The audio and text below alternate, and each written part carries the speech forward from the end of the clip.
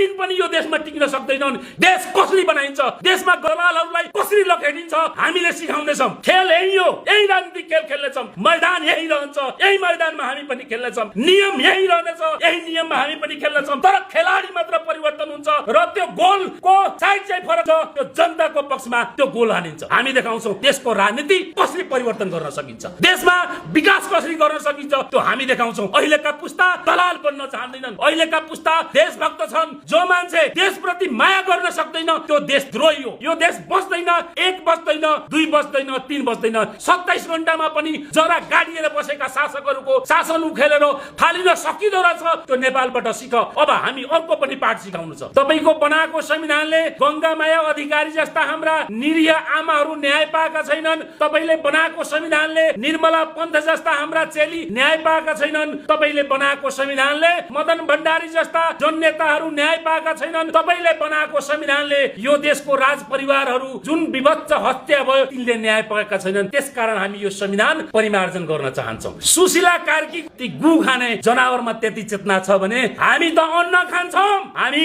एक ठाउँमा किन आउन सक्दैनौँ? हाम्रो समाजको रक्षाको लागि हामी एक ठाउँमा किन आउन सक्दैनौँ? अब आउनु पर्छ।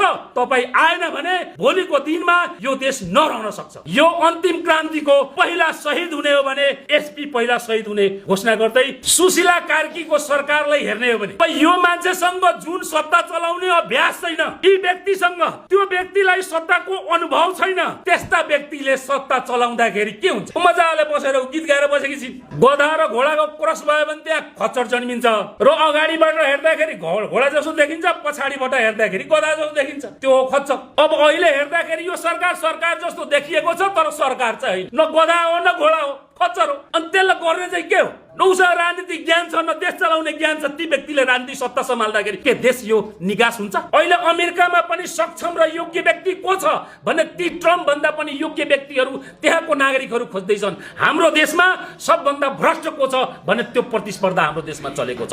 जो सबभन्दा झुट बोल्न सक्छ, जनतालाई ढाँट्न सक्छ, जनतालाई छल्न सक्छ, ती व्यक्ति मेरा देशका प्रधानमन्त्री हुन्छन्। अनि ती खात मेरो देश बन्छ। मेरो देश बनाउने हो भने योग्य व्यक्तिहरू, योग्य शासकहरू यो देशमा आउनुपर्छ।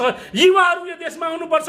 जो निष्कलङ्क होस्, जो कुनै दाग लागेको नहोस्, जोमा ऊर्जा होस्, देश बनाउने जुनून होस्, देश बनाउने इच्छा शक्ति होस्, त्यस्तो व्यक्ति जबसम्म यो देशमा आउँदैन तबसम्म यो देश बन्दैन। यो देश बनाउनको लागि जेनजीले एउटा विद्रोह गर्यो। त्यो विद्रोह नै हो, त्यो क्रान्ति हो।